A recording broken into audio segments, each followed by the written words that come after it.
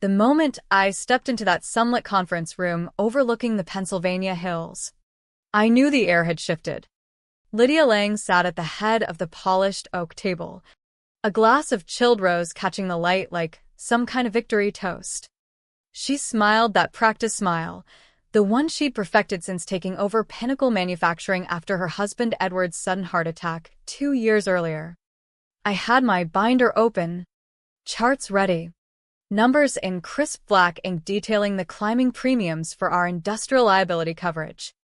The plant had expanded fast, new coating lines, more chemical storage, higher throughput, and risk followed growth like a shadow.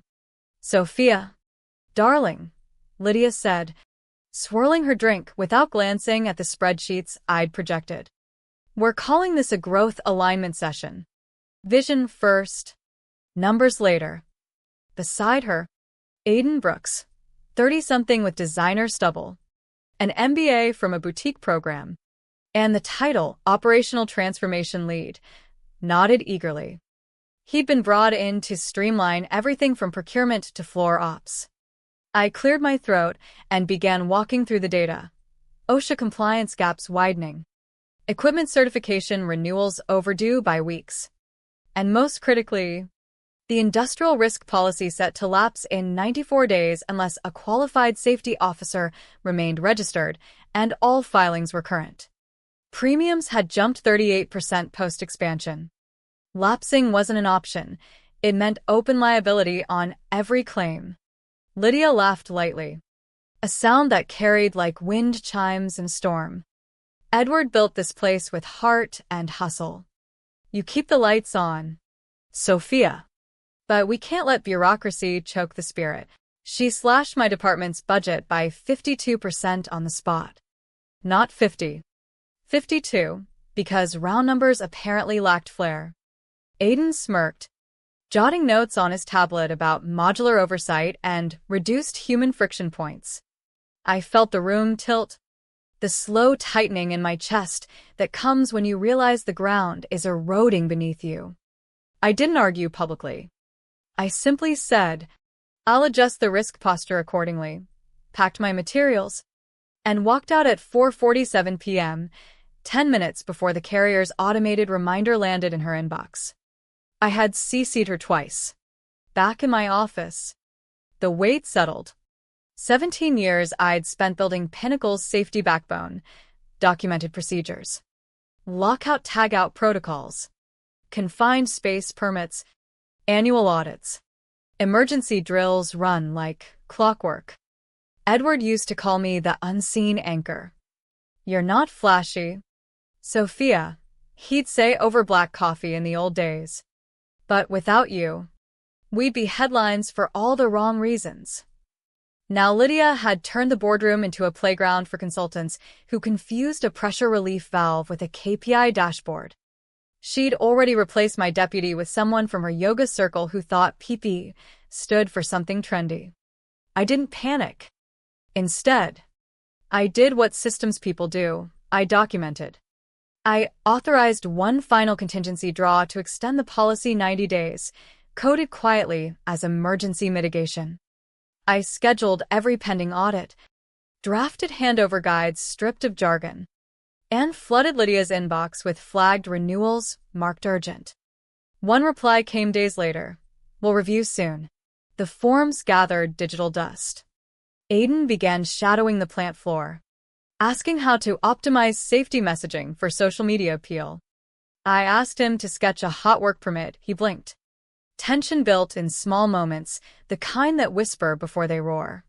I watched as expansion plans for the southern loading dock accelerated without updated hazardous materials reevaluation. No new safety lead named. No filings submitted to the state registry because access to the regulatory portal still routed exclusively through my credentials. No one had requested reassignment. I printed registry pages, showing my name still listed as active compliance officer, stamped them, and filed them away.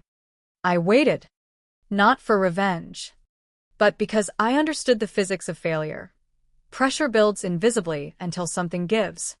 My resignation came after the restructuring meeting. Lydia framed it gently. Your foundation is solid, but we're pivoting to agile, distributed models. Less single-point dependency. Aiden added, your institutional knowledge is a treasure, but systems evolve beyond bottlenecks. I nodded once. So, you're removing the only person who actually knows the bottlenecks. Her smile never wavered. No hard feelings. Systems don't need sentiment. That evening, I sealed the envelope. Resignation letter timestamped and notarized. Copies of every and signed renewal. The 90-day extension receipt with circled expiration.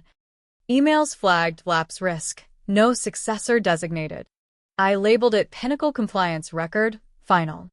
I boxed personal items quietly. Walked past the safety boards I used to update weekly. Past the team who looked up confused as if sensing a vital hum had quieted. No farewell. No LinkedIn post. Just silence and the knowledge that I had been the firewall they just dismantled. Weeks passed in uneasy quiet. I took a consulting role with a smaller fabricator 2 counties over. But old habits die underground. Every Monday I logged into Pinnacle's vendor portal, still accessible via lingering credentials, and reviewed automated bulletins. Southern Dock expansion broke ground without documented safety officer transition. No Form 22A filed. No updated filings. The state registry still listed me as responsible. I printed, dated, filed under forecast. No calls to warn. They had chosen the path. I had simply stepped aside. The pressure mounted gradually. Aiden's streamlined vendor onboarding reduced training to 2 slides and a photo op. Subcontractors rotated faster. Many underprepared for chemical handling protocols. Lydia posted LinkedIn updates praising family values and vision, while tagging her nephew as the new ops coordinator. Marketing degree. 0 safety certs. I watched from afar as maintenance logs thinned, fire panel service dates slipped, and work orders for critical valves expired uncleared. Then the call came one ordinary morning while I sat at a diner with eggs and black coffee. The TV crawled the headline, Chemical Fire at Pinnacle Manufacturing. Injuries reported. Operations halted. Footage showed smoke pouring from the southern loading dock, exactly the expansion zone. Grainy cell video captured flames licking a forklift that had struck an overloaded solvent pallet. Plastic sheeting. Summer heat. Industrial coatings, predictable combustion chain. Fire crews fumbled the evacuation sequence I had drilled for years. The panel by Dock 7 hadn't been tested in months. A subcontractor, gloves ignited, was stretchered away. No fatalities, but burns and smoke inhalation. I didn't flinch outwardly. The waitress refilled my cup. You used to work there? I nodded faintly. Long time ago. Inside. The static built, the low dangerous hum before lightning. I knew the claim process before it started. Subcontractors carrier filed for liability. Medicals. Lost wages. Pinnacle's insurer responded swiftly. Coverage lapsed. No qualified registered safety officer on file at time of incident. Site non-compliant. Claim denied in full. Lydia's team scrambled. Aiden blamed admin. Admin pointed to the policy liaison, the nephew who tried backdating forms and got caught by digital timestamps. No one mentioned my name. They didn't realize the shared drive protocols were written in my shorthand, triggers tied to systems only I fully understood. The firewall was gone. Now smoke filled the rafters. 3 days later my phone rang. James Bellamy. Counsel for Pinnacle. Polite. Rehearsed. We're reviewing the incident. Some confusion on oversight transition post your departure. I listened to the mosquito whine of clerical oversight. I pulled my folder, labeled anticipated inquiries, and sent the packet, resignation letter highlighting no handoff initiated, and signed renewal packet. 90-day extension with exact expiration, matching the fire date. Pre-departure emails explicitly warning systems will not notify regulators post-cutoff. Immediate action required. Both marked red with receipts. Bellamy went silent. Hours later, a business reporter quoted an unnamed executive. Unforeseeable clerical error during transition. I printed it, clipped it atop the packet, and scrawled in Sharpie. This was the handoff. Documented negligence. Signed and delivered. The lawsuit landed fast. The injured subcontractor's attorney held a press conference. Clients hand-bandaged, demanding answers on reckless indifference. OSHA arrived unannounced. Full authority. Asked for safety officer. No answer. Incident logs handed over incomplete. Cross-referencing showed pristine records under my name until my exit, then void. No drills. No vendor training logs. No extinguisher checks. The infrastructure had evaporated because no one kept it breathing. The internal memo leaked from the insurer's office. Coverage expired. Retroactive liability denied due to procedural negligence.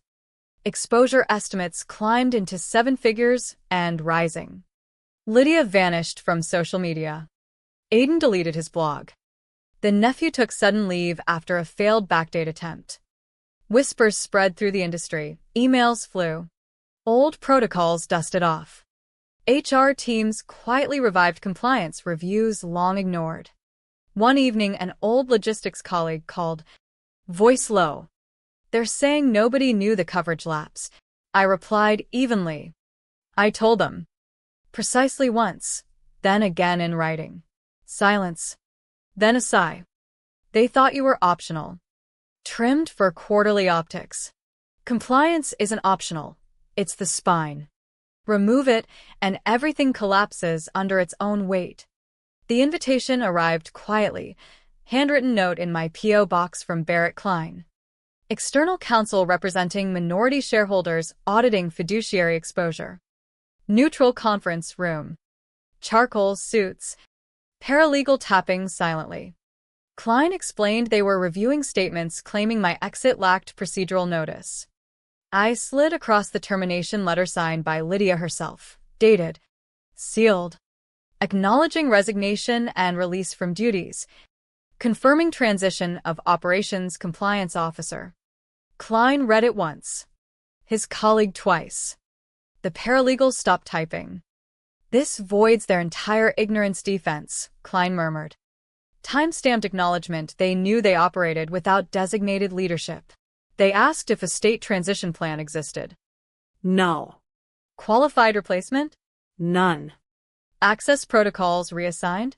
Never. I handed over my sealed statement of record. They looked at the folder like it held evidence of a crime, because it did. This is the gap we needed, the second attorney said softly. They buried too much in drift.